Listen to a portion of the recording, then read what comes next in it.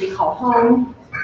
And I just also want to welcome the people that are online. We are going to go ahead and video this, so if you ask a question later in the day, it will be on video. We're going to go ahead and put it up on YouTube.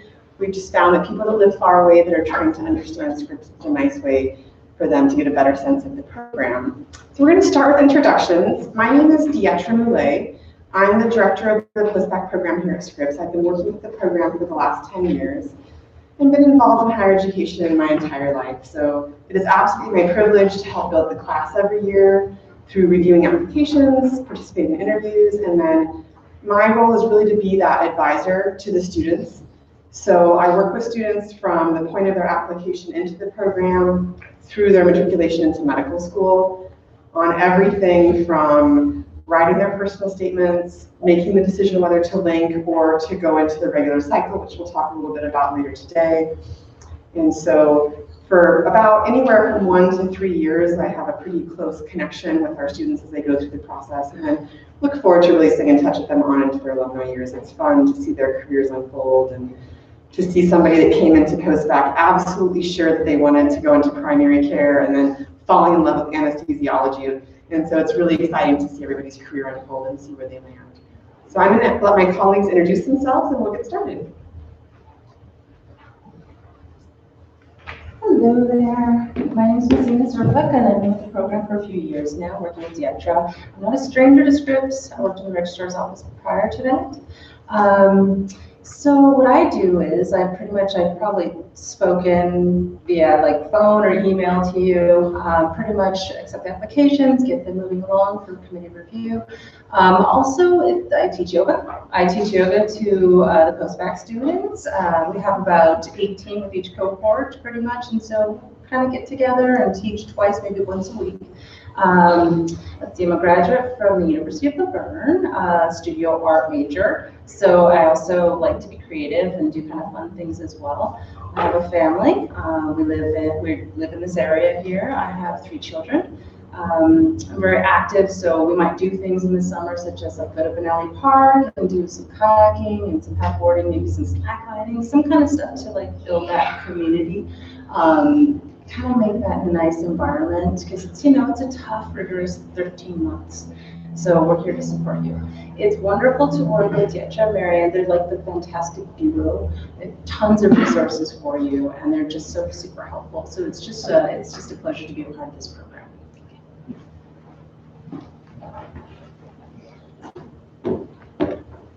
I'm Marianne Priest. I'm the faculty director of the program. I'm a professor of biology over in the Keck Science Department, which is where post-bacs take the vast majority of their courses while they're with us. I've been over there for about 20 years, but this is my 2nd year as faculty director of the program. Welcome. You're here for a beautiful day on campus. So the place we're going to start is just congratulating you. I mean, congratulations for being in this room, for being brave enough to think about making a career change, doing something that your undergraduate degree didn't prepare you to do. It takes a lot of courage to take that turn, and this is the first step in that. So we appreciate you taking the time to be here and having the courage to take that turn. I'm going to spend the first third of the presentation just talking to you about medical school admissions in general, and trying to make sure that you have a holistic understanding of what it means to apply to medical school, what that path looks like. Professor Priest is going to dig into some of the details about our program and help you understand the academics and the courses that are offered here. And then I'll come back at the end and go through more of the application process and how you can use your time wisely between now and the time that you've matriculated into a post-bac program and make yourself a competitive applicant, not just for a post-bac program, but for medical schools as well. Okay. So what you see on the screen behind me is last year's class.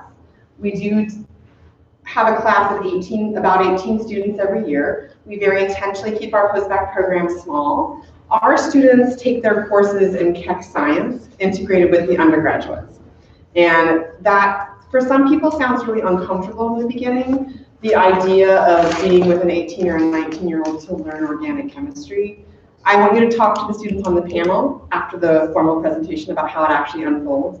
It's really interesting because time and time again on interview day, candidates will come in and say, you know, I wasn't so sure about this blended curriculum with post-bacs and undergrads, but I'm really impressed and it worked really well. It was really comfortable to be in the classroom. There are some very specific parts of it that I love and I think actually make our program stronger. The reality is that you are entering into this cohort as a non-traditional student. You will enter into medical school as a non-traditional student. You will likely be on the older side of your medical school cohort. And so this is a wonderful way to learn how to mentor, what your role is in that community, and how to be successful in that learning environment. And it's a great place to start. So what does it look like to apply to medical school on a national level? So on a national level, applying to medical school looks something like this. You can see those numbers. If you're not familiar with the AAMC website, the American Association of Medical Colleges, there is a plethora of information for you as a prospective medical student on that website. And so really dig into that website, spend some time on it. This is a little scary to look at. I mean, you can see that for the last decade, about 42, 43, 45% of the people that apply to medical school successfully matriculate into medical school. So I don't think that for any of us it feels great to put our time and energy into something that we feel like we have less than a 50-50 chance of accomplishing. But this is the national pool, and coming through a program like Scripps, it's very different. 98% of our students successfully matriculate into medical school. It's something that we're really proud of, and we work really closely to make sure that students are successful and they don't land in that 45%. But it just is to show you how competitive the process is to enter into the medical school pathway. So the question is, what does it actually take to go to medical school? What is required of you as an individual to prepare for that journey? There are a variety of components that a medical school is going to consider when they're looking at you as a prospective student. One of those is going to be your academic requirements. Have you completed the core courses that a medical school is looking for?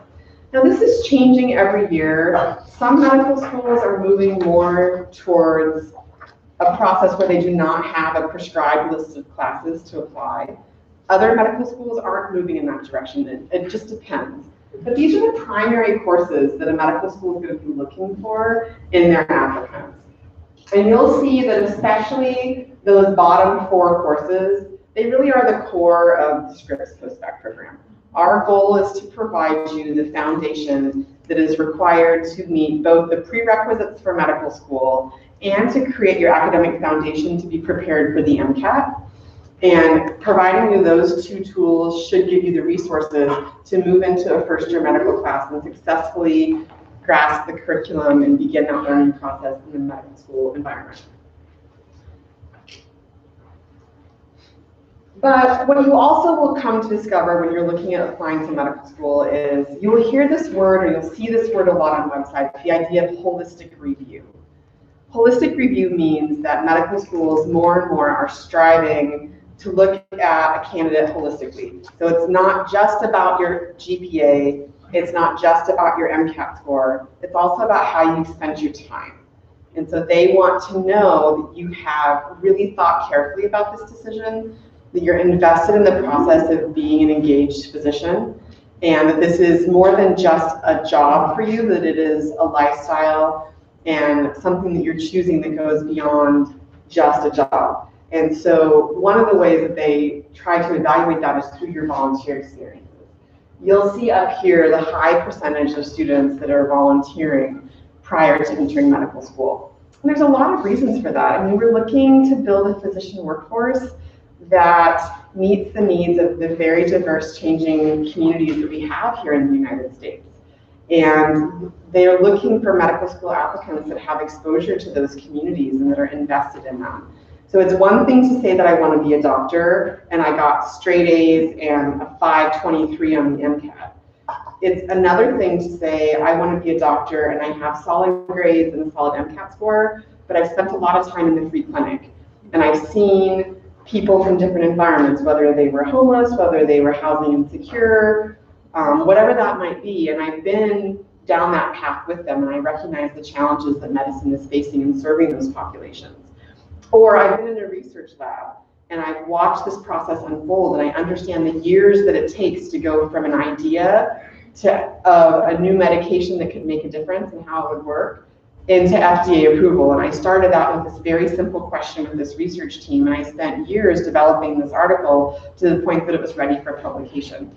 There's a level of ability to think critically, tenacity, follow through, interpersonal skills, all of those things that medical schools are really looking for. They're not looking just for a number on a page. They're looking for a human that is compassionate, that is bright, that is intellectually engaged, that can make a difference in their community and will go on to make change in the field of medicine. And they try to evaluate that by looking at how you spend your time outside of your coursework. So it is important to be thinking about those different pieces of it. All of our students in our program are required, while they're here in the program, to volunteer. I also find applicants often will wait and think, well, you know I'm going to go into this post-bac program next year. I'll kind of wait and get that started when I go. And my suggestion to you is please don't. If you are not currently involved in either some sort of medical volunteering, go look tonight, look at your local hospital, Google free clinics, get your hands dirty, get in there and try it. It's one of the things that post-bac programs are going to be looking for. The reality is what we don't want and what medical schools don't want is, we have this lovely student and I adore her, we stayed in touch, she's great. But she came into our program, she had been in a career that was consulting and was moving around a lot, so she couldn't really do volunteering because she couldn't get through a background check at a hospital before she moved on to the next city. And so she came when she started the program, and she was like, I thought I was gonna love this. And I just got back from the hospital where I was asked to give my first sponge bath, and I never wanna do that again. And I really don't wanna be a doctor. And imagine that from the medical school perspective. You're taking this really precious seat from less than 50% of people that are being accepted. It's not wise in a medical school to take a risk on somebody that hasn't done that isn't sure that this is exactly what they want to do, and they can't speak to that in their interview. So now, today, is the time to start building that. Whether it's volunteering medically in a clinical environment or volunteering in your community as an engaged citizen of the world or getting engaged in a research project. That's what medical schools are really looking for. The next component, so you have your GPA, the courses that are required, your clinical volunteering, community service, research, and then the fifth piece of this ultimately is the MCAT score. And so the MCAT changed about 5 years ago. It is now an approximately 8-hour exam to sit through the day. It is a big exam.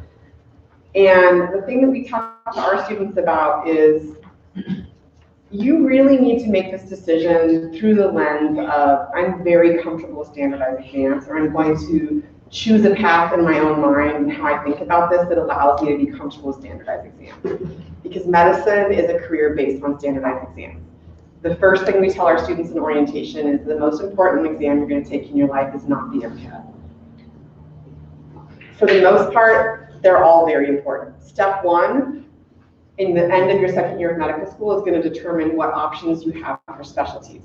I can pretty much guarantee by the time you get to step one, it's going to feel a lot more important than the MCAT felt. And when I talked about this with people that we have coming into our program to mentor, there's a gentleman who's a physician at the Children's Hospital of Orange County, and he's near the end of his career at this point. And he laughed with me one day. He's like, if these 25-year-olds with really young brains think that the MCAT's the hardest exam that they're ever going to take, wait until they're 67 and they're taking a standardized exam to be recertified to do something they've been doing for 20 plus years. And instead of walking into a test center where they're doing it with a pencil and a piece of paper with a bubble, they're being put in front of a computer after being scanned in. Like, if you want to talk about a hard test, take it when you're 67 and a new technology. I don't feel so bad for those 25-year-olds. They can do the MCAT, it'll be fine. But I think it's important to think about that holistically, because you're entering a career that is absolutely based on standardized exams. It is the MCAT, it is step one, it is step two, it is licensing, it is board certification, it is reboard certification. You're going to spend your whole life taking standardized exams.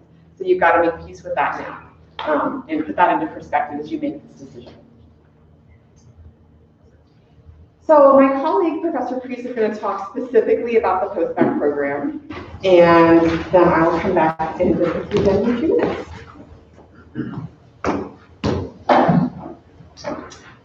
Messina, can you give me a wave if you can't hear my voice, please? Okay. All right. If I let it drop, just wave at me.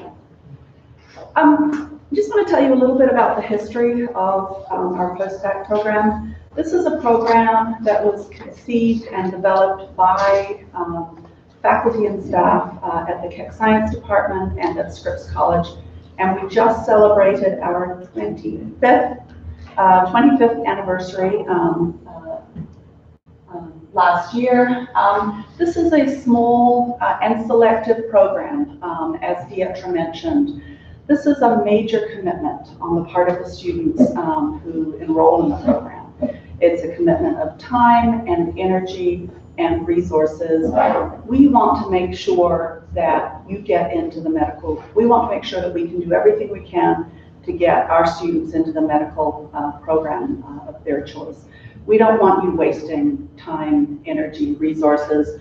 We don't want to derail you from a career that you are enjoying, that you are financially secure in, unless we have a very good sense that you are going to get into medical school. So we are very careful about who we admit to this program. You will be taking courses with our undergrads, as Dietra mentioned.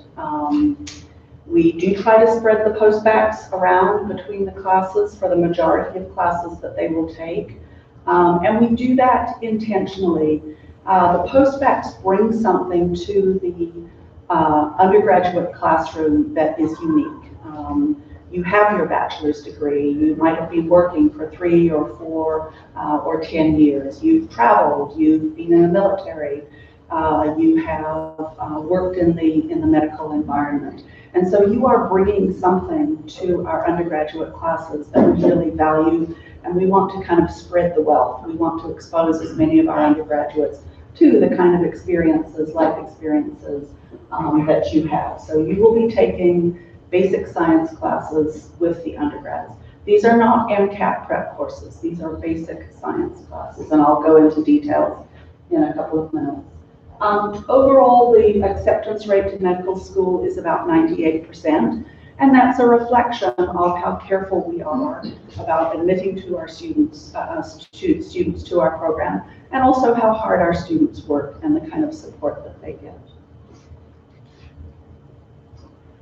I won't go through all of this. It's probably too small for you to read anyway, but did they get a packet? Okay, so it's in your packet.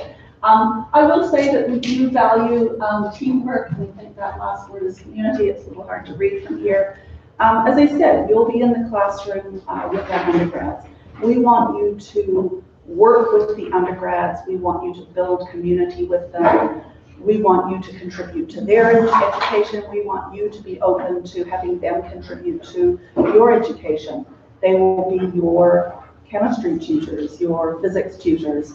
They will be your lab partner. You will submit lab reports and homework assignments with them. We also foster a lot of community within the post-bac cohort. As Messina mentioned, we have trips to Benelli Park. We have yoga a couple of times a week. We have potluck dinners at our houses. And then the post-bacs are almost always really good about socializing together. So there's a real strong support network for post-bacs, not only while they're here, but it also persists after they have headed off to medical school. You bring a diversity of life experiences, and we really value that. So we're looking for that in our applicants as well. Students have priority status for registration when it comes to the basic science classes. I'll mention a caveat a little bit later on. We provide you with a committee letter that goes forward with your application. We provide a lot of assistance over your 13 months with us. So we offer MCAT prep courses. Dietra and I meet with all of the post-bacs around the middle of the summer to talk about what kind of volunteer opportunities you need to be pursuing. We will look at your record. We might say, oh, you're a little bit light on clinical hours, or you're good on clinical hours, but maybe a little bit light on research hours. And we talk to the students about what's needed to round out their portfolio. We do have some contacts in the area, and sometimes students will pursue those, but we also encourage students to be creative and seek out their own opportunities. I mentioned tutoring, that's available through Keck Science. It's also available through Scripps College. We encourage all of our students to take advantage of that, also to take advantage of office hours that faculty offer. And I think I'm looking for post-bac faces in the crowd here. Quincy's up here in the front. We offer a lot in the way of workshops and advising sessions, professional development over the course of the year. My first year in the program, I was kind of overwhelmed by the amount of support and the quality of support that the students are offered. Okay, let me say a little bit about the Keck Science Department itself. We have about 45 full-time faculty in the department. Almost all of us have come from a research background. We got our PhDs at R1 institutions.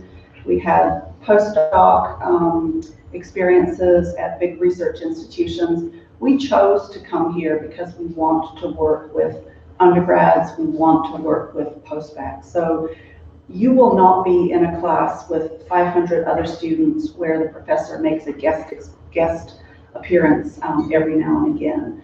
You will be in classes that are taught by professors in the department. Your TAs will be undergrads. These are students who are pursuing science degrees. They are chemistry majors, biochemistry majors, biology majors, and we encourage our post-bacs to take advantage of having these really smart, ambitious undergrads around them who can teach them a lot about science. Our class sizes are fairly small. Upper division courses are capped at 18. The introductory courses will be a bit bigger than that, maybe 35 to the low 40s for the lecture classes, and then those lecture classes are split into lab sections that are almost always below 24. I'm teaching an introductory biology lab section at the moment, and I think I have 16 students in lab. So even if the lecture classes get to be a little bit large, at least for us, the lab is going to be much, much smaller. Again, we emphasize collaboration and teamwork. This is not a cutthroat environment. Just because the person sitting next to you is in line to earn an A in class doesn't mean that's an A that's not available to you. We want students to work together and help each other. Next year will be an exciting time to be on campus. We are going to break ground on a new science building just on the other side of this wall, actually in January. So post-bacs who are in, well, current cohort, but especially the incoming cohort, it will be exciting to see a new science building, much needed new science building go up. Let me walk you through the 13-month program. Most of our post-bacs will take this series of courses. You will spend the summer working through a full year of general chemistry with lab. You have the month of August off. Often you're pursuing post-bac experiences, maybe visiting other campuses, but you won't be taking coursework.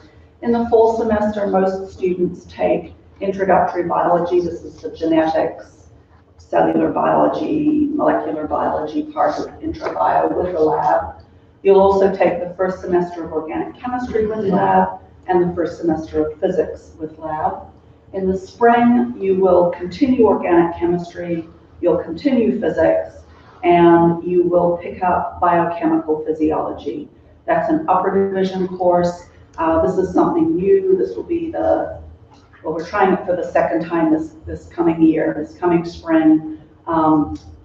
It's a bit of an experiment. We're still working on it. It's fulfilled some of our expectations, maybe not all of them. This is a course that brings together all of the post-bacs that need this class, and it's the majority of post-bacs. So unlike the other courses where you're going to be spread around various sections and you'll be mixed in with a lot of undergrads, this is largely a post-bac only class. And then in the summer, most students will take a condensed biochemistry course. Sometimes we admit students to the program who don't need this traditional series of courses, and for them, we have the opportunity for them to take a psychology class, maybe sociology, genetics. Occasionally, we will get them into a cellular biology class, a molecular biology class, biostatistics.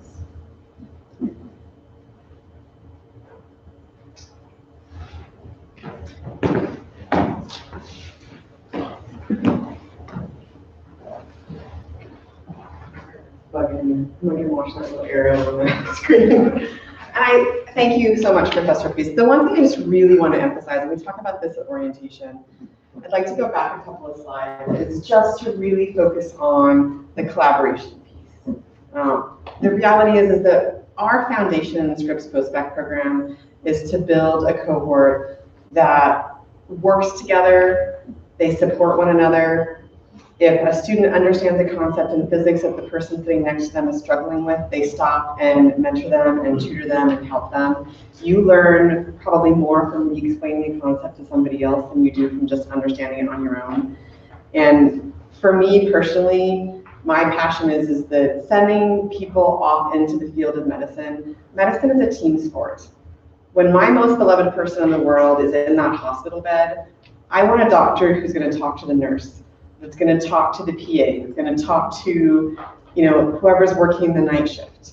I know from personal experience that sometimes it's, the CNA at 2 o'clock in the morning that brings a warm blanket to a patient, that is that moment of care that emotionally takes a patient and gets them into that next phase of healing.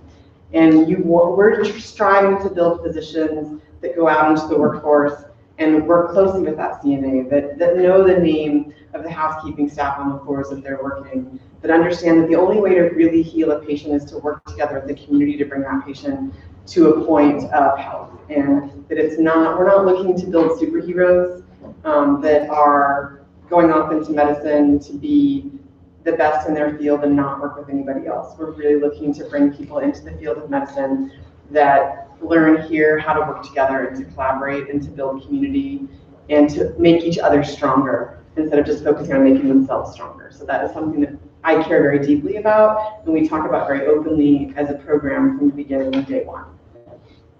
And so we talked about this a little bit earlier, but this gives you an example of some of the places where our students have volunteered in the last few years. So we currently have students that are volunteering in Casa Colina on research projects. It's a rehabilitation hospital in Laverne. We have students at Loma Linda that are doing research out there in their emergency department. We also have students that are, a couple of students that wanted to be on the panel today that can't, that actually go down to Tijuana one Saturday a month and work at shelters that serve the homeless population for people that are waiting for their asylum requests to be evaluated. So it just depends on what interests you personally. Some students volunteer at the local hospital in Pomona, but it's important to us that our students get involved in the local medical community, and not just the community, but the community as a whole. The last few years, we've had a number of students volunteer with the program called School on Wheels. It focuses a lot on the Pomona community. If you're not familiar with this area, Claremont is a very different community than our neighboring community with Pomona, where Pomona has some need for more community service in different ways. And so we encourage our students to really be aware of what's happening in the Inland Empire and engage with those communities that need help. So this is where some of our students are this year. And again, as Professor Priest said, we meet with students in the summer during general chemistry to talk through where have they been, how do they need to build their medical school application to be ready for the next step, and what are some opportunities where they could do that. So in addition to taking coursework and volunteering, our students also need to be thinking carefully about the MCAT. It is a part of the post-bac process. So we have partnered with Kaplan to provide an MCAT resource. The first step of that is in the summer when students are taking general chemistry. General chemistry is really fun. Honestly, the students kind of call it chemistry summer camp. It's the time when you come to Scripps, the undergrads are gone, it's really quiet, it's summer, it's beautiful. You're only focusing on one class. And yes, it is an intense class that moves quickly, but it's a fun class. It's taught by a professor who's been teaching it for more than 20 years. She loves teaching it, and she loves helping us build our post-bac community during that time. So you have a little bit more free time in the summer, a little bit more mental bandwidth to think about the next steps. And so we use that time wisely by having students take a CARS class. CARS stands for Critical Reasoning and Analysis. It's one of the sections of the MCAT. And so we actually have a gentleman from Kaplan who's come in now, this will be his 3rd summer, and teaches an in-person CARS class on the day when you don't have general chemistry on Fridays. So he comes in on Fridays, teaches that class. And it's just a great way to start building your MCAT tools without needing the science curriculum to do it. There's a lot of the MCAT you cannot prepare for because you don't know the concepts in physics and organic chemistry. You couldn't even begin to study for it if you wanted to, but you can start with CARS at any point. And so we take advantage of that time in the summer to get you guys started with that. And then what we're doing now is that this is the first year that we've unrolled this. Kaplan's been an amazing partner with us. Kaplan has just sat down with us and been like, what do you need? And if I have an idea, they're like, well, let's play with it. And so we're working on some things this year that's actually, it's really cool. So what they have done is that they ask us at the beginning of every semester for a copy of the syllabus for our courses. And we send our syllabus to their learning team. And their learning team goes through the syllabus and aligns it with their curriculum. So the idea is that if you were in the first semester of general biology and learning a concept, that you know where in the Kaplan materials to go to study the same thing for the MCAT at the exact same time. And it works beautifully because you're reinforcing the concepts in both directions. So it's been really fun to talk to students this year because this is the first year that we've taught it this way, or we've offered the MCAT prep in this way. And what's really fun is you'll have a student be like, I thought I understood this in class, but then when I studied it for the MCAT, I actually got it in such a way that I got this question right on my midterm. And that's the whole point. The point is that you're learning the same things for the MCAT with your classes at the exact same time, and that one style of learning is reinforcing the other. And so far, we've had great success with it. We do charge for the MCAT class. It is a much reduced fee, but there is a fee for it. And there is always that question of, well, why do you have a fee for it? The reason that we have a fee for our MCAT course and we don't build it into our tuition is that we do also have pre-vet and pre-dental students that come through our program, and they don't need to take the MCAT. And so it wouldn't make sense to build a tuition base that doesn't offer a resource for a student that needs something different. So a pre-dental student would need to take an exam called the DAT. We absolutely have dental students that come through the program. We have students that, since I've been here, our students have gone to Harvard and UCLA. Those are the dental schools where they've landed. And then we also have pre-vet students. For whatever reason so far, every student that I've advised has gone to UC Davis. That doesn't mean that everybody will go to UC Davis, but that's where it's the primary vet school in California and where students like to go if they can, and they've been able to do that successfully.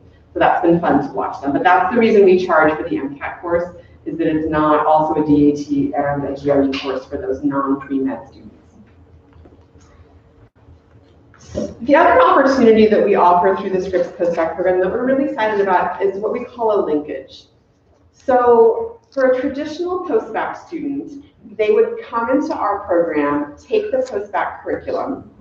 They would take the MCAT during the summer, usually around June 15th, and then they would apply to medical school. And they would have what we call a gap year, a glide year. Some people are now calling it a growing year. I'm like, well, that sounds really nice. Let's call it a growing year.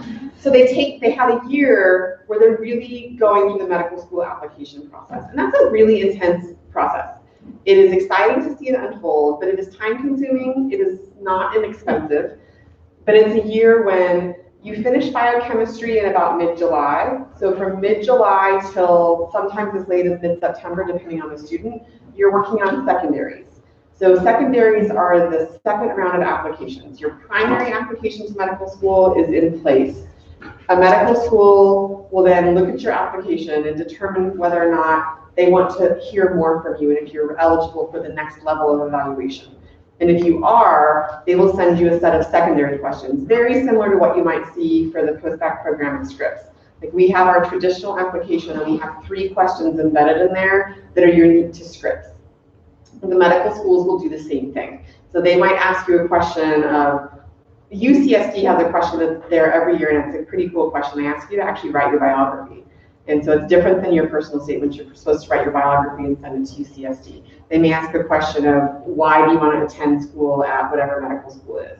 So in your gap year, you're sending out your application, you're finishing your secondaries, then there's kind of a little bit of a lag time where medical schools are reviewing that information, and then you start interviewing around the country.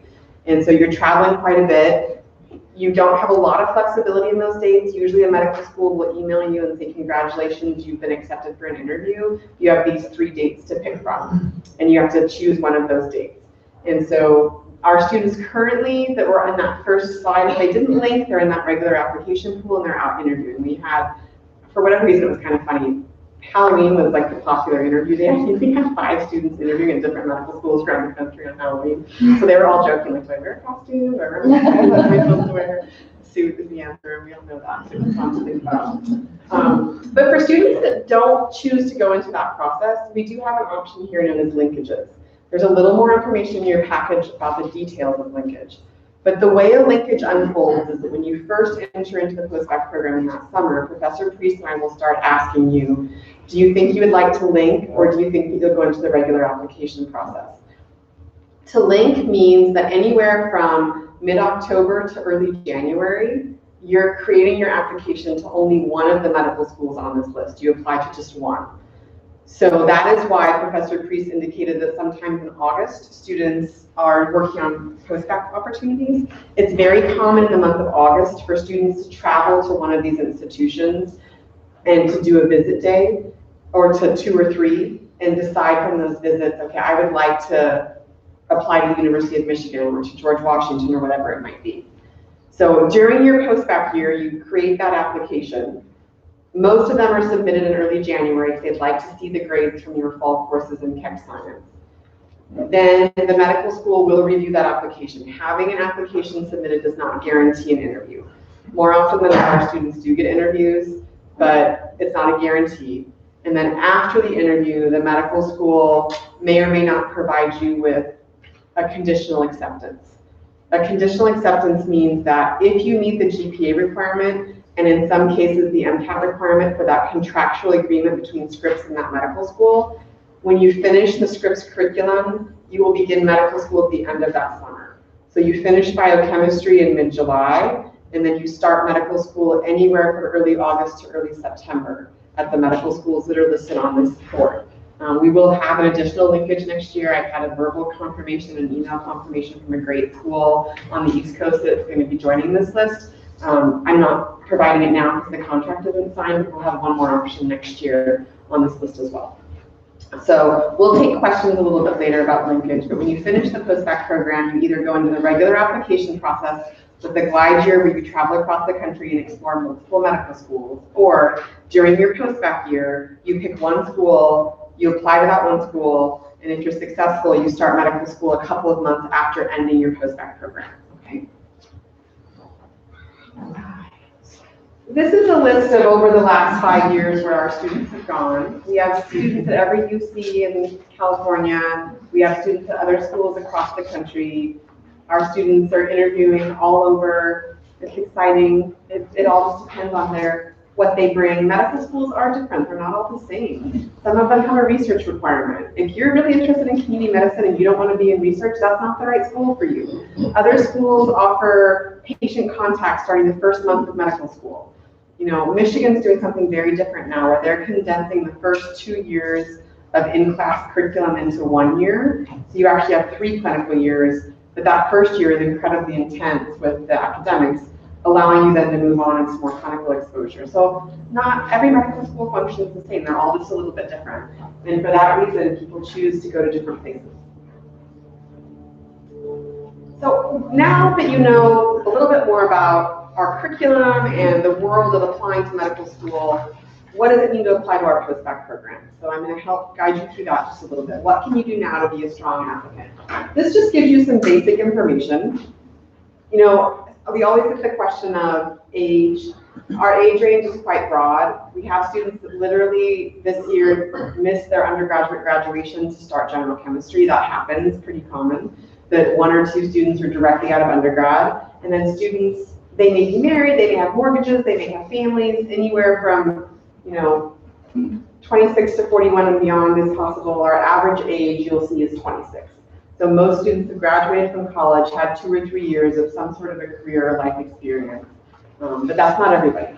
We certainly have had students come through this in different chapters of their lives, and that's great. You can see the range of our GPA.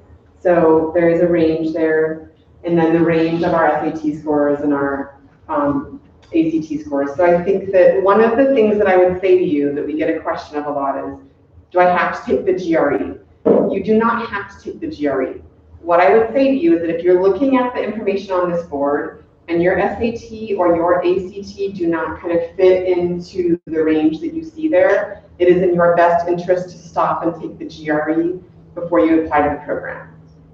If your SAT or your ACT are in that range, it doesn't matter to us if you took that exam when you were 16, 17 years old. That's fine. We're just looking for a standardized test score. We need to have some sense that you have the ability to prepare for the MCAT. Like I said earlier, this is a career based on standardized exams, so we're trying to get some sense of that. Okay.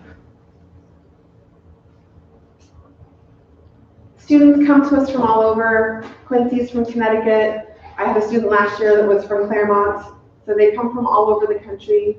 We do have a lot of students that are from California, but we really bring in students from all over. It's pretty common that we have students that maybe grew up in California, went to Snow for undergrad and decided they wanted to come back. That's kind of fun. But people come here from all over, and we welcome applications from everywhere.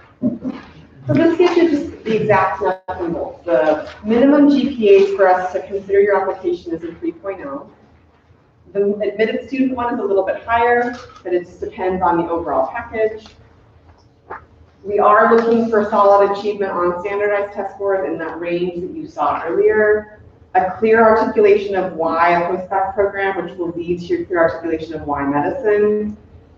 We would prefer that you have some experience in the medical field. You don't have to have that experience before you apply, but it's good to have it before you interview.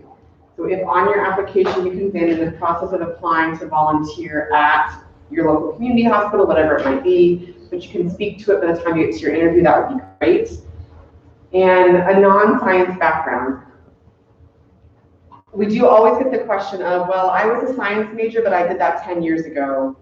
What does this mean for me? Because medical schools in general won't take science classes that were taken more than 5 years ago. In that case, absolutely yes. You can repeat those courses to freshen up your application to medical school, and that's fine. We will allow you to repeat courses if it's been more than 5 years since you took them. The admissions timeline is rolling. Our admissions process is currently open. We're interviewing students as, next week I think we have some interviews on the table. And so it is in your best interest to apply as soon as possible. Our rush of applications tends to come after the holiday season. A lot of people like to wait and do some things in the fall and then apply. If you're here and you're already thinking about this, my suggestion is, unless you need to take the GRE, don't wait, just go ahead and get your application in. But we do look at applications all the way up into the spring. It's always funny because there's always at least one student in every cohort that kind of got found at that last possible moment, and they kind of drug their feet and got their application in late, and something changed and it worked out for them. So earlier is better, but late, there's always that lone one that makes it work. You will find all of our applications on the Post-bac CAS. That's the centralized application service run by Liaison. If you have questions or concerns about that, they have a helpline. Messina and her team at the front desk can help you with that as well. What does it mean to get an interview? What will your day look like? This is what it will look like. You'll spend about a half a day on campus. You'll get to sit on a class. The best part of the day is having lunch with the students, because you can really get a social sense of what does this actually feel like, when I fit in here, are people happy that they made this decision? So you'll get a chance to experience that with them over lunch. And the interview is not scary. We make it pretty straightforward. And then what does it mean to be a strong applicant? The things that you see here. Do you have evidence that you can balance an intense workload in different areas of your life? Can you clearly articulate why medicine? Do you embody the teamwork, diversity, and collaboration that we're looking for? So that gives you some idea how to prepare for moving into this process. This is the cost of the program. The cost is reaffirmed late every year with the Board of Trustees. So around April of this year, you'll get a better sense of the cost of the program. And so our students approach that cost in a variety of different ways. It is not inexpensive. We recognize that, but we're getting you through a lot in a very short period of time. There are various ways that financial aid can support you in this. Our financial aid office will take calls from prospective students at any point. So if you have a question now about financial aid as you're considering applying, call them. They will absolutely help you. There's a financial aid counselor there to do that. Government loans are a possibility for this program, up to a maximum of $62.50 per semester. A lot of students also supplement that as needed with private loans. There are some things to be aware of as you're thinking about the private loan option. You are going to be required to have a co-borrower. It doesn't matter your age. So keep that in mind. That is something that is a little surprising to people that have been adults in their world independently financially for a while, that they need a co-borrower. So, any good, responsible adult should be taking the time to be aware of their own credit score, building it, nurturing it, making good financial decisions. That's wise to do going into this loan process. It gives you more options. So what can you do right now to make yourself a better medical school applicant and a better post-bac applicant? These are the steps. If you haven't been in a medical environment, volunteering, get exposure to the medical environment. Know that community service is just as important as medical involvement. You saw that in the early slides. Being an engaged citizen of the world, working in whatever that might be, whether it's a homeless shelter, whether it's tutoring, whatever it is that motivates you, get involved in your community, have something to speak to in your applications and your interviews. Academics. If you've never taken the college level calculus course, it is required for our program. We just find that students that complete that course do much better in the general sciences overall when they come in. There are a lot of different ways to take that course. The most popular with our students is usually UC Berkeley Online. We'll accept that online course. You kind of go through it on your own. And then social sciences. If you've never taken psychology or sociology, go to your local community college. Pick up one of those courses. It's on the MCAT. And if you're not familiar with an online resource called Khan Academy, it's Khan. Khan Academy is an amazing resource for all of these things. You can learn so much from that. So if you're not on Khan Academy and you want to develop your skill set here, go for it. All right, so Professor Priest and I are going to take some basic questions at this point, and then we're going to invite our student panel to come back in. And they're amazing, so we'll give them as much time as we can. But are there any questions about the presentation that we can help you understand so far?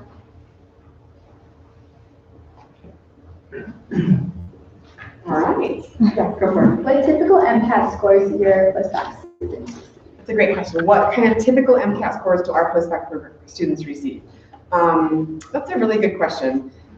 It ranges, and it's interesting because one of the things that's not reflected is we have a couple of schools on the linkage list that don't require the MCAT, and so not all of our students are taking the MCAT, and those are often our highest achieving students because those are some of the most competitive linkage. But our average MCAT score, it runs around the 515 range. 515 is a solid place to be going into the cycle. So yeah, thanks for asking that question. What's the acceptance rate of the program, and when are those decisions made? Coming into the program? Yes. Yeah, it is rolling admission, and so those decisions are made anywhere from October to April. And the acceptance rate, we have about 250 people that apply to the program every year. We interview about 40 and we accept about 18. So yeah, but if you've done the things on this board that we're asking for, it's interesting how it unfolds pretty smoothly. Those numbers sound kind of scary, but if you're familiar with the program and you've prepared for your application, it unfolds smoothly. Yeah. Regarding the professional development, do you guys give advising for MMI, like the small interview thing, and also do admissions deans come in for medical schools and we get the opportunity to talk to them? Yeah, so the question was, do we do any advising on MMIs, which are called multiple mini interviews? It's become a very common way for medical schools to interview. And then the second part of the question was, do we bring in deans from various medical schools? And the answer to both of those questions is yes. So just last Saturday, we ran a complete MMI process with our students and allowed them to experience what it's like to be in those rooms, working on those role plays, doing those more complex interview questions. And then we bring deans in all the time. There's multiple events throughout the year where deans and medical schools come in and talk to our students. So, yeah. It kind of depends on their travel schedule. We do a big meet the deans in the spring, which is fun. We usually have breakfast actually in this room with round tables with about 15 deans from around the country that come in and talk to our students and spend the morning with them. Yeah. How many students select the linkage option for medical school? That's a good question. So how many students select the linkage process? It's about a third of every class. So about a third of every class successfully links. Yeah, so that's kind of how we look at it. About a third of every class ends up linking. But it can be higher. Last year it was closer to 50%. Yeah.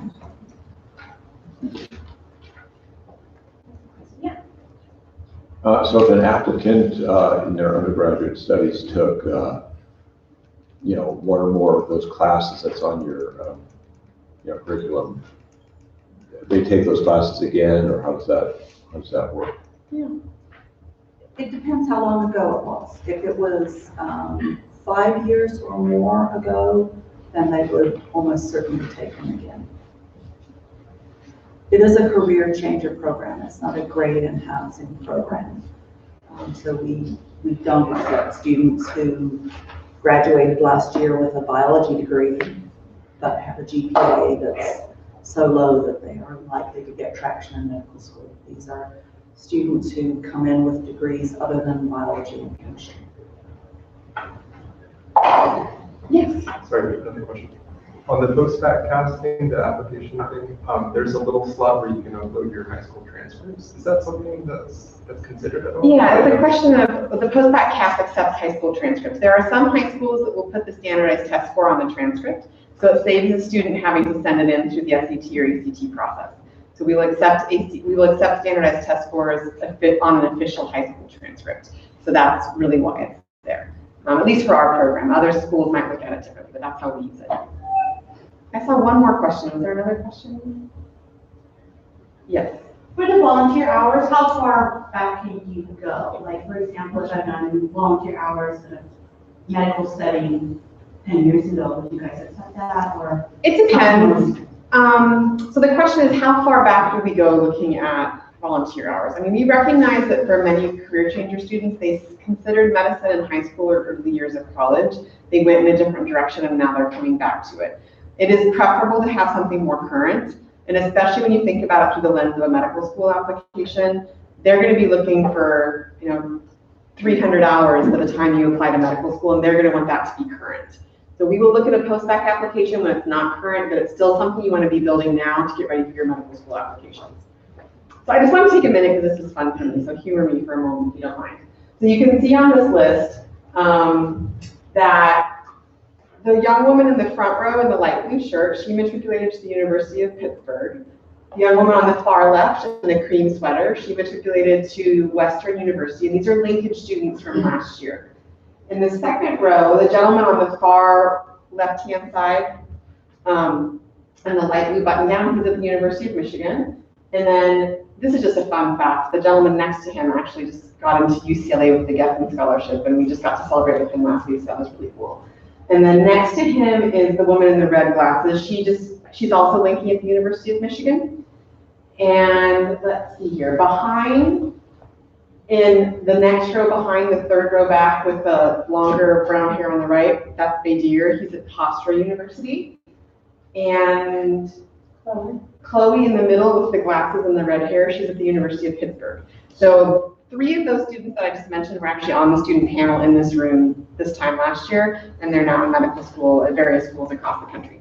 So I just wanted to give you a sense when you think about linkage, about how that functions for our class, and that gets to your question of how many students in each cohort end up linking. And Lexi was admitted to Pitt as well. Oh, that's She's right. deferred for a year. Yeah, Lexi in the front, so she'll go next year. She did a deferred linkage. Okay, great. We're going to bring the students in because they're the ones that are much more fun to talk to than us. They have all the good answers to the questions. So I'm going to give them a chance to introduce themselves and then get to your questions.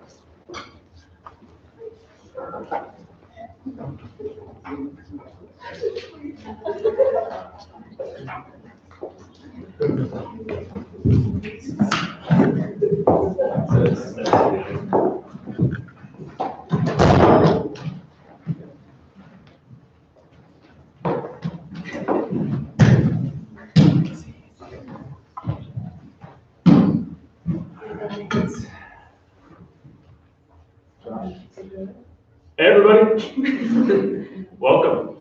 My name is Josh. I'm one of the post-bac students here. I mean, we all are. Just a little bit of background about me. I went to undergrad at Northwestern where I studied film and economics.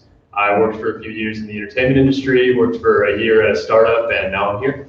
It's good to meet you. Hi everybody, I'm Anna. I graduated from Stanford in 2018 and spent last year in Guatemala working with a group of health promoters and in a clinic. And yeah, I'm here too. I guess we don't know. Do that again. Hey everyone, I'm Jared. I actually just came from undergrad. I studied at University of San Francisco. I studied nursing there. During my undergrad years, I volunteered at a free clinic, worked at a health tech startup for a little bit, volunteered in the ER, and now I'm here. Hi everyone, I'm Kaylin. I graduated from NYU in 2018 with a degree in global living studies and French. And I spent last year kind of working for a family in New York, working as like part nanny, part private medical assistant. Hi everybody, I'm Joe. I graduated in 2017 from the University of Chicago with a degree in English language and literature. Moved out here shortly after graduation to work at Universal Pictures in theatrical marketing and creative strategy. Did that for 2 years and then ended up here at Scripps. Hi, I'm Sean. I went to UCSD, graduated in 2012, and then after that I've been working as an engineer for about 5 years or so, and now I'm here. So thank you all for coming today. I'm going to be fielding some of your questions, so we'll open it up to you guys. So yeah, what do you guys have? So of all the other post-bac programs in Southern California area, why Scripps? What's like the top quality that you? Okay, so the question is, why did we choose Scripps out of all of the other post-bac programs? Anna, you want to take this one? Yeah, so I looked a little bit farther than just Southern California for post-bacs and applied all over the country. But what really drew me to Scripps was the people. The moment I interviewed, I was really blown away by how kind and thoughtful everyone was. So everyone who worked in the post-bac office, I wasn't just an applicant, I was Anna. And so going through the process, they really thought about what would make me happiest and what might work best for me personally. And I think that really spoke to me because I was looking for a program where I would be able to build relationships and do my academics and just be really happy. And I think I found all of that here. So that's why I chose Scripps. Just as like a side question, how many programs did you apply to? I think I ended up applying to 5. All right. Any other questions? So the first semester coming out of the summer has a lot more classes. Obviously in the summer there's 3 with the lab. Did you guys feel like that was kind of a big transition, and how did you manage it? Yeah, was it a big transition going from summer into fall with the higher course load? Joe? Yeah, so I think one thing to note about the summer in particular is that you're taking general chemistry only along with the laboratory, and kind of given the time constraints in that particular section of this program, you're really doing an expedited process where you're taking 3-hour lectures every single day. You're doing a couple of labs a week, so there is kind of an intensive process in that anyway that I think does prepare you particularly well for the fall semester. Nevertheless, I would say that there is like a bit of an adjustment period. Mine was maybe about 3 weeks where I kind of felt like I was in the full swing of things for the fall. And I think you really do acclimate and get used to it. It's just more things to juggle, but ultimately your lectures are going to be a lot shorter. They're not 3 hours, they're 50 minutes each. You kind of get everything done, and even, I guess for maybe a couple of us, at least in my case, I'm a commuter, so I have 2 days of the entire week where I'm actually not in classes or in lab whatsoever, so I really get all my stuff done on Monday, Wednesdays, and Fridays. So to a certain extent, there's a little bit more flexibility with the fall semester, and you'll get used to it as time goes on. Yeah, I think we could all agree with that. Yeah. Does that answer your question? Absolutely, thank you. Go ahead. How did you prepare for the application process to make more competitive applicants? And then how was the interview process like? Okay, so how did we prepare ourselves for the application process and the interview process? Caitlin, you want to take this one? Sure, yeah. So I think I knew that I was going to apply to a program like this about a year before I actually did. So it took my time in building up my application. I decided to spend the year volunteering just to kind of back up and confirm to myself and confirm to all the programs I was applying to that this was something that I was serious about, that I wanted to do. Yeah, and then the process started in December and went from there. I think there's not a lot of like emotional preparedness you can do for the process. It was a little bit demanding, definitely, because I also, like Anna, tried to places all over the country. So you went all over, but I think it was a good opportunity to see what every school had to offer. They're all very different. And Jared, you came directly from undergrad, so would you like to share what you did to? Yeah, definitely. So I didn't decide to apply to post-bacs until my spring semester, so my final semester of undergrad, mainly because I wanted to see how I did in calculus before coming here. So I took calculus in the fall semester, see how I did, and I did pretty well. So I made the decision to just apply in January, actually. So all winter break, I sat down and really took the time to reflect, like why am I interested in this, and did a lot of soul searching, talked to my friends and talked to my family. I think it's important to get feedback from your friends and family, just to get an extra set of eyes on your application. And yeah, it took me about, I guess a month to craft a pretty solid application, and then I submitted in late January. So it is definitely possible to submit later in the application cycle, definitely. Go ahead. Great, quick question. You mentioned being a commuter. What kind of commute do you do, and how does that impact your schedule with program? I'm lucky insofar as I'm going against traffic, so I'm coming from Pasadena actually, so that does help. But there are some individuals in our program who are commuters who are coming in from Riverside in one case, or is that kind of close to it? Austin is as well. And it is something that, like, obviously you kind of have to be a little bit more intentional about the way that you plan your day, but I ultimately don't think that it throws a wrench in things. I'm able to prepare just as well. I think as students who can, like, hypothetically roll out of bed and just like come onto campus, but it just means that I have to get up earlier, and then I'll often stay here later just to kind of like beat out any traffic, but I don't think it has too major of an impact on my schedule or my performance in the program. Two questions. One, are any of you part-timers? And then the second question, a little personal, does anybody have family, kids, and how does that play into the program? We do have part-timers. He asked if any of us are part-timers or they have kids. None of us here are part-timers, although we do have a couple part-timers in our program. I believe that means that they take one fewer course than the rest of us, and they spread out their year over 2 years, and that works out a lot better for them. It's a personal choice. And none of us have kids. So, but a few of us do have, spouses, and so that is something that is a challenge. Unfortunately, they're not here currently, so. They're with their spouses. Yeah, does that answer your question somewhat? Yeah.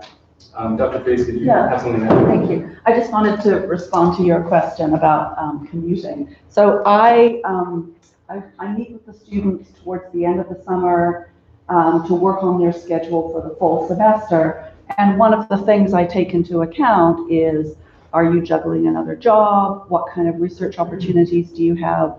Are you commuting? Do you want to reduce the number of days that you have to come on campus? And so a student like Joe, I was able to condense his schedule into 3 days out of 5. And so I do what I can there. I never make any promises. I tell the students that as soon as we meet, but I do my best with that. Thank you. I'm going to speak. I'm Yetra, I'm in the back. Sorry for those online. I hope you can still hear me. If you have children, you're considering it, I'm happy to connect you with students who've gone through it with children. I've watched a handful of students do that. And as you can imagine, it's not easy. I think it puts a lot of responsibility on your spouse for the parenting during that year. It's going to be very similar in medical school, but I've seen students do it beautifully. You know, we've had moms, we've had dads come through this program. We have students right now that are in medical school with children.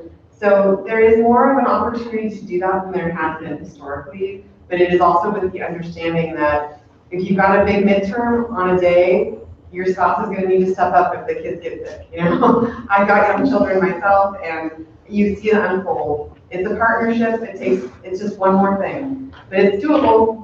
I mean, I've definitely seen students do it, but it takes a big commitment from your community in helping with the kids.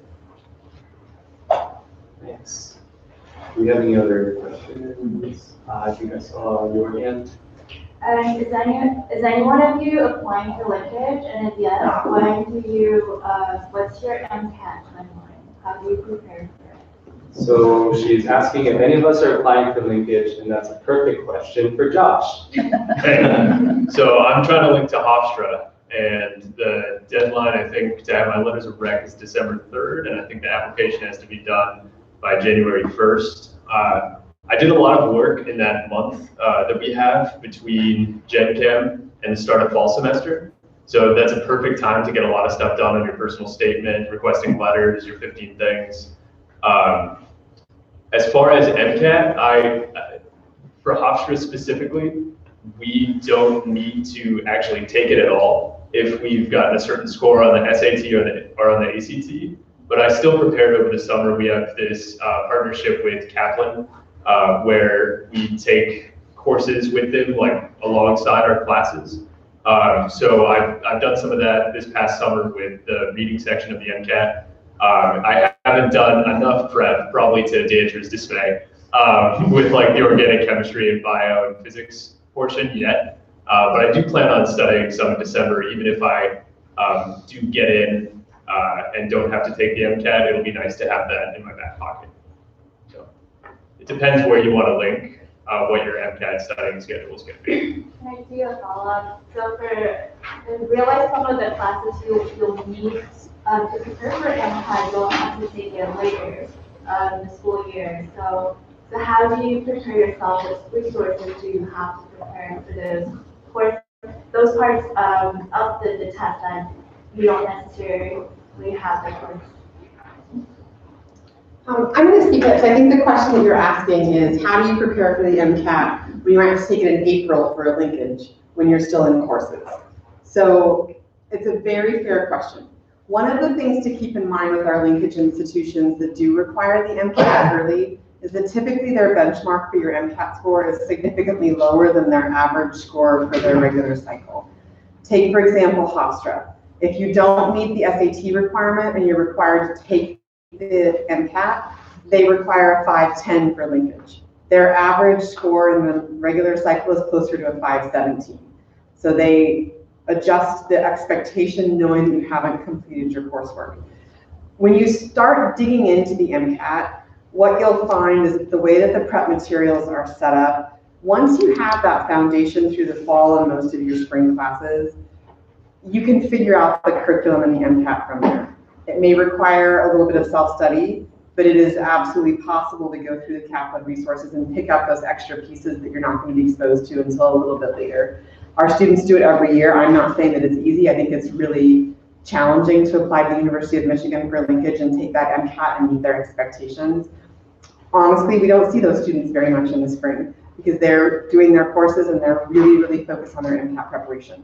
But it is possible. The reality is the MCAT is written in such a way that you're not going to learn every nuanced detail for the MCAT in your courses that you have to know for the exam.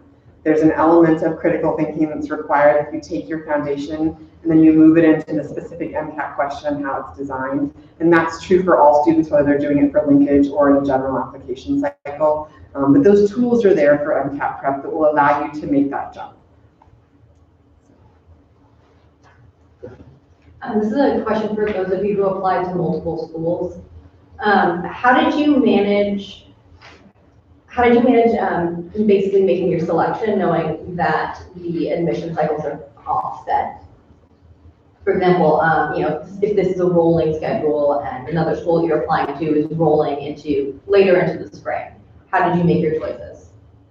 Okay, so the question is, how did we manage applying to different schools with different timelines Anna, how did you deal with that? Yeah, so my application process was a little bit different because all of my interviews and everything was over Skype since I was living outside of the country. But I submitted my applications to every school on the same day, so I heard back at pretty much the same time. And if I was waiting on a decision or there was a pending decision and I was talking to another school, I was just really open with the folks I was working with saying, hey, I have to like let this other school know by Wednesday of this week. Is there any way we can work together to, you know, like get a decision before then? And Wednesday's a bad example. You should probably let them know farther in advance than maybe 2 or 3 days. But I was just really open and said, can we work together to make this process work so I can make an educated decision? Okay, thank you. Yeah, so I also applied to Bryn Mawr Goucher at USC, and to be honest, I was really upfront with them and asked them about their current class size and how many they've already admitted. And luckily, all the program, even scripts I applied here, they were really transparent with how many slots I had left, and I used that information to kind of gauge if it was realistic to follow through an application. So I definitely encourage being asking questions to the adcoms for the different programs. What are some of the main differences between being a post-bac program and undergrad education? Or is it very similar? What are some of the main differences between doing a post-bac and doing an undergrad pre-med, I'm guessing, right? Yeah. Kayla? I think there's a degree, I mean, just in content, it's very different for most of us. Most of us don't come from science backgrounds. So it's a pretty close to 180 shift in terms of what we're studying, and I think a big difference is the way that you have to learn. You do have to adjust your expectations about the best way to take in knowledge when you go to a hard science area of study. And then I think additionally the rigor is a big adjustment. And also kind of just age range, like the person that I was going through undergraduate is different than the person who's doing this program, and there is an adjustment in terms of maturity or just the way that you choose to manage your time, the choices that you make as an older person going through an undergraduate campus changes a bit. And just as a slight addendum to that, I would say too, as an undergrad, I never availed myself of office hours. Like, I don't think I ever went to a single professor's office hours, which is probably ill-advised. I go to them all the time for my professors now, and it's not necessarily for a lack of understanding the material. Occasionally that can be the reason because you're juggling a lot of very different classes, but I think that it's also just because you want to establish really good relationships with your professors, because in all likelihood, there are going to be a couple of them that you have in your post-bac year who are going to be writing letters of recommendation for you toward your application to medical school. And so kind of making a concerted effort to develop that relationship as well as to reinforce the material so that you're on a good path throughout your post-bac year. Sorry, I just wanted to add one quick note to that. Totally agree with everything that they've said. And the only other thing I would add is that being a post-bac student, you bring something to the table that you might not as a pre-med going straight through school, and that's just an additional life experience, and like they said, additional maturity, and that's just only going to serve you better in this long process to become a physician. And I think I saw a question. Yes, I was wondering why did you choose a formal post-bac over just taking some classes and working part-time? Like a non-traditional student. Right, so why did we choose to do a formal post-bac versus any other method? Another thing that people do is called DIY or do it yourself. I thought about this a lot, so I'll take this one. I was already working and I was really considering just taking classes at a community college or four-year university on my own and continuing to work and supporting myself. However, in all the research that I did, it was almost a consensus that generally it's a very tricky process. There's a lot of things to think about throughout the application process between interviews, applying to schools, building a school list, preparing for the MCAT. And generally something that a formal post-bac such as Scripps provides is you get a lot of really good guidance. You get a lot of guidance through every step of the process. They help you figure out what your strengths are. And even going to a really good program like this, you have really good resources academically as well. And for me, it was really a difficult decision to make between still being able to work and doing things on my own, but ultimately not only just the specific things that the post-bac programs provide, being academic, emotional, and application support, all of it all together is kind of hard to put a price tag on, but I think for me personally, it was absolutely worth it to do a formal post-bac. And then a quick note is that in my own personal research, this is not anything that, I'm not speaking on behalf of Scripps or schools or whatever, but when I emailed schools, medical schools directly, many of them came back to me and said that they considered community college courses not as rigorous, even though that's absolutely not true. That's just this sort of, I guess, ill-advised view that many schools hold. So that's just something to consider as well. Did any of you say anything now? Does that answer your question? Right? What was your volunteer experience prior to the program each year? So she's asking what our volunteer experiences were prior to the program. Josh, do you want to? Sure. I volunteered in an emergency room, and I did it was to clarify my interest in medicine to begin with. And at the same time, I also did something called Crisis Text Line, which is like a suicide hotline, but completely done over text. And I did that for, it depended on the week, really. It depended on how busy I was at work and other life stuff, but probably a couple hours a week here and there. That was my experience. Anna, do you want to? Yeah, you just got to. Well, I think. Well, as an undergrad, I worked or volunteered a lot with the Public Service Center on campus, and so that took me in a lot of different directions, and I was really fortunate to do a lot of international volunteering that way. And then last year, I was also volunteering for about 8 months in Guatemala, doing various health-related work. So that was my volunteer experience. I also volunteered in the ER. I maybe had like 50, 60 hours in the ER, not much, but then I also volunteered for a free clinic.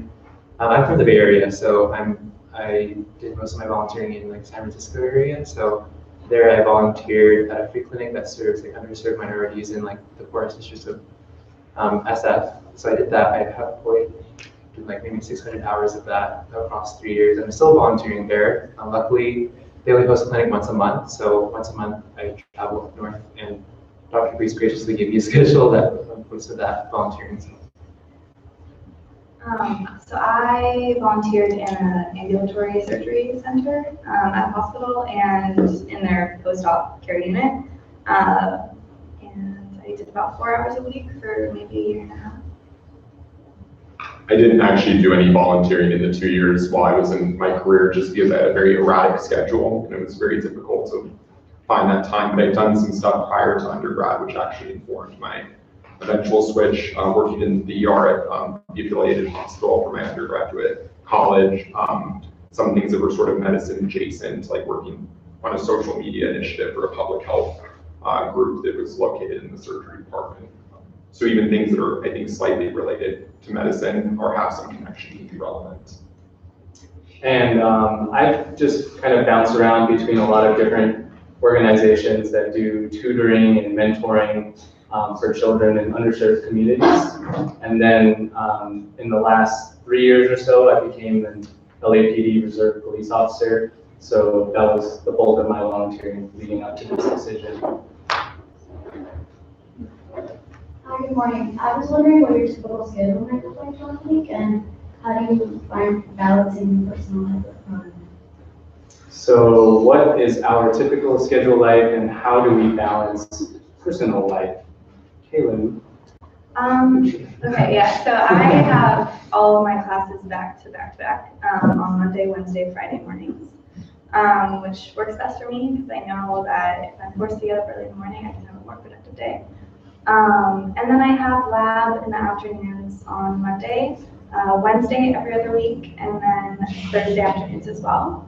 On Tuesdays, I have it completely free for volunteering. So right now I'm currently volunteering with Cascalina, which is a rehab hospital nearby, and they have a research institute that does a lot of neurology research, which is my particular area of interest. So I spend about 6 hours a week there, and it leaves about 20 hours or so in between to get my schoolwork done during the week. I personally really like having large gaps, so I have all of Tuesday morning, I have all of Friday afternoon. That's usually how it goes for me.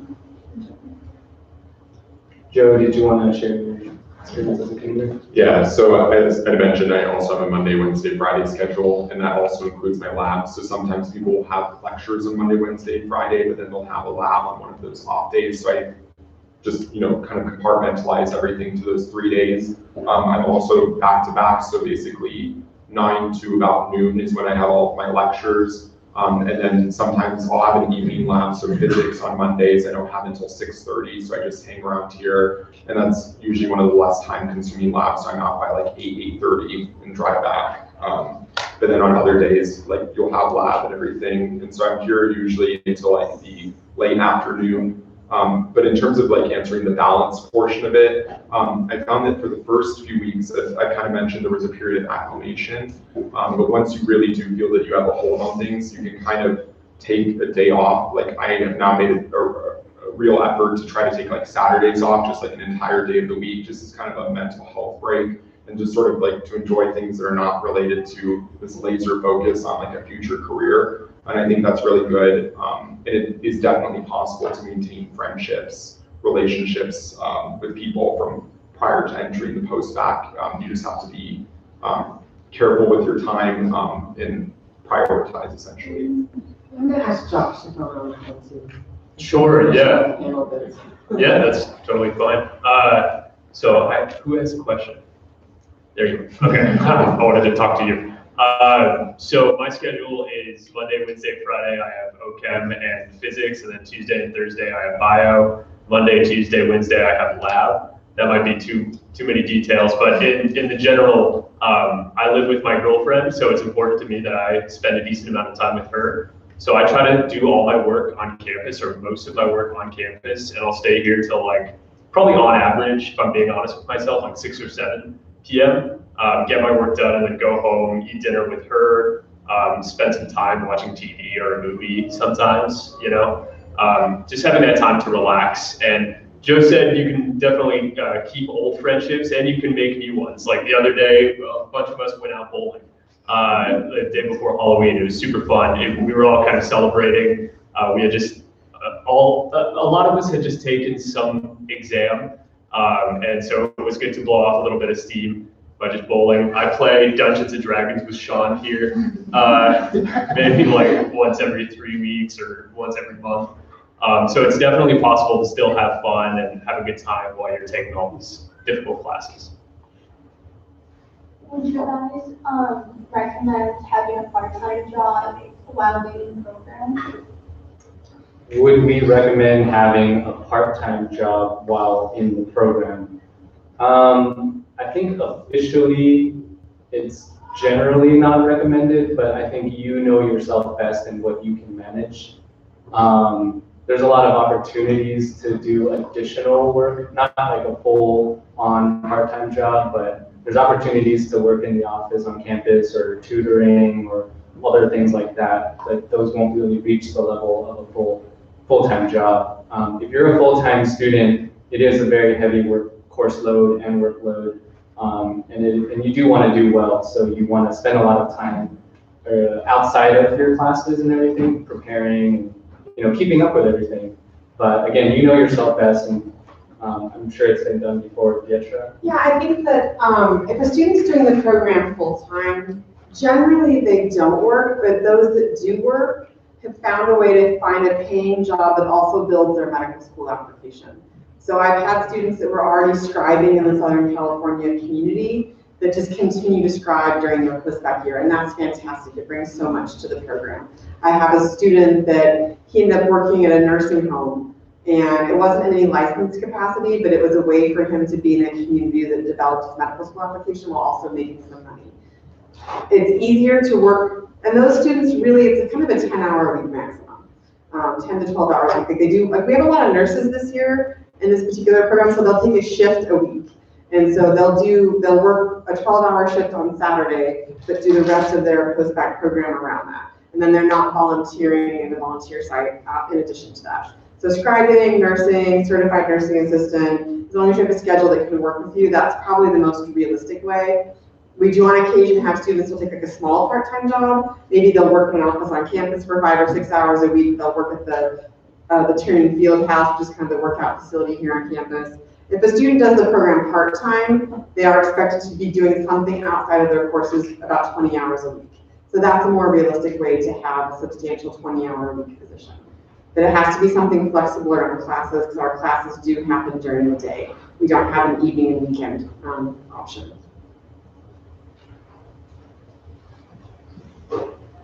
This is probably kind of a personal question, but how are, if you're willing to share this, how are you paying for this program? Is it scholarships, parental help, savings, loans? How is that? I mean, how are we paying? Yeah, how are we paying for this program? I think again, it's very personal for each person. Me, I was working for about 5 years before I did this, so I'm using a mixture of some of my own savings as well as loans, and that's just me. But would anyone else like to share it at all? Also savings from 2 years of prior work, but obviously this path is something that has a lot of financial considerations attached to it, and I would keep that in mind. It's one of those things too where you really do have to plan ahead. We actually had a workshop. We have many workshops of this nature that kind of prepare people for the financial planning aspects, not just of this post-bac program, but beyond, since medical school is obviously not cheap for all intents and purposes, unless you get into NYU where there's no tuition. But I think it is one of those things where, yeah, it's like I'm personally paying for the post-bac, but I basically intend to take out a lot of loans for medical school eventually, understanding that it is a financial burden, but eventually, once you're done with your training, that you're able to pay that back over time. Sorry if that's too generic of an answer. I think also more specifically, since this is a non-degree program, that you can't get scholarships for this, right, from the school? Is that right? Okay. Yeah.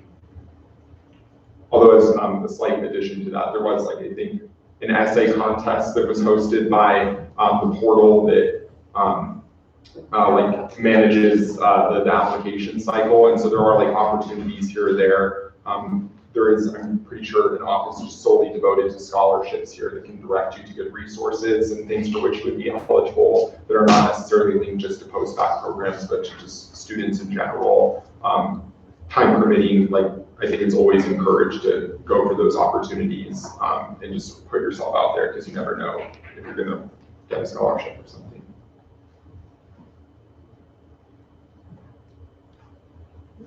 I'd like to ask another kind of personal question. So it seems like there's really fantastic diversity of people from all sorts of backgrounds. And for those of you who came from nowhere near the hard sciences, what was the one event or 2, 3 events in your life that kind of switched direction?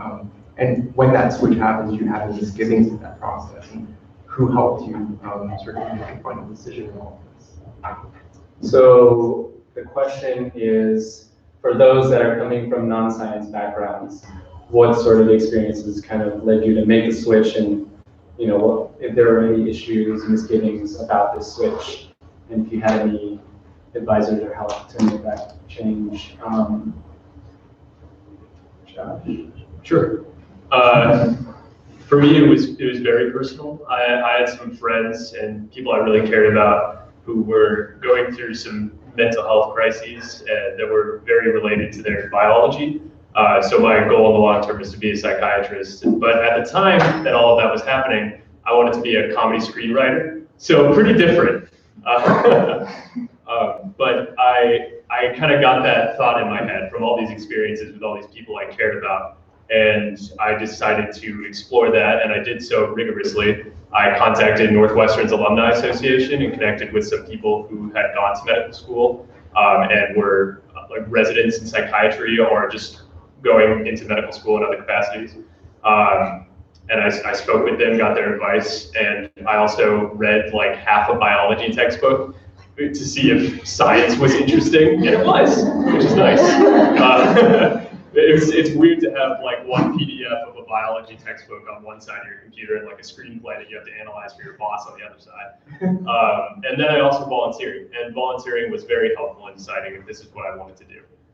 So yeah, I got that initial impetus from those friends and people I really cared about going through those things, and then I explored it really rigorously, and that's what made me want to do this. Hope that helps. And it was like 100% drive from that point on? It wasn't 100% from my friends suffering from these things, but I was curious, and it was a question that I wanted to explore. So I spent a long time exploring it, like 6 months or maybe a year, just exploring that question of whether or not medicine was right for me, which I highly recommend for anyone, because during this process, you're going to be asked 1,000 times why medicine. It's like almost a constant refrain you'll hear from anyone you interview with or everyone you meet. So definitely have a clear answer as to why you want to do this before going into it. Once I had that answer, then yeah, it was 100% straightforward. We just want to thank you for your time today. Thank you for coming to Scripps. It's a beautiful day. We hope you'll take some time to walk around the campus and make yourself comfortable. It's 10 to 11 right now. We'll stay outside for about 10 minutes to take any individual questions that come along, and then we'll be closing the facility around 11. But we appreciate you being here and wish you the best in your process.